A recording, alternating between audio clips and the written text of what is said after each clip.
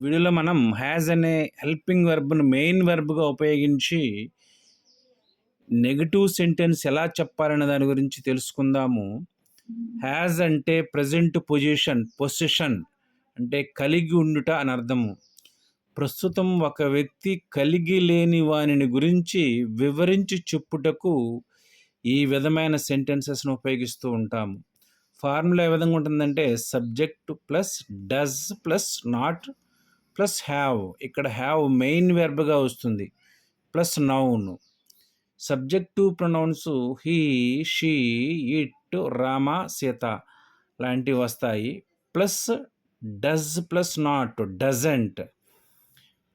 Plus have. ఇక్కడ have main వెర్బ్‌గా వస్తుంది. ప్లస్ నౌన్ అంటే నామవాచకము. ఈ నౌన్‌కి కొన్ని ఎగ్జాంపుల్స్ ఏంటంటే mobile, pen, goal, idea, problem. ఇవన్నీ కూడా నౌన్‌కి ఎగ్జాంపుల్స్‌గా చెప్పుకోవచ్చు. కొన్ని ఎగ్జాంపుల్ చేద్దాము.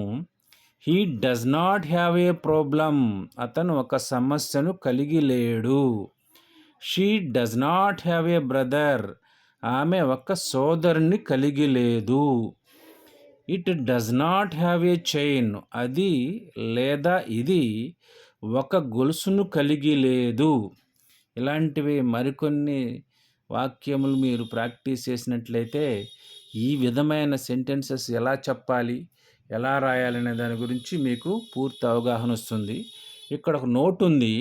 హీ, షీ, ఇట్, రామ, సీతాలు సబ్జెక్ట్స్గా వచ్చినప్పుడు నెగటివ్ సెంటెన్స్లో హ్యాజ్కి బదులు హ్యావ్ మెయిన్ వెర్బ్గా వస్తుంది. Thank you for watching this video.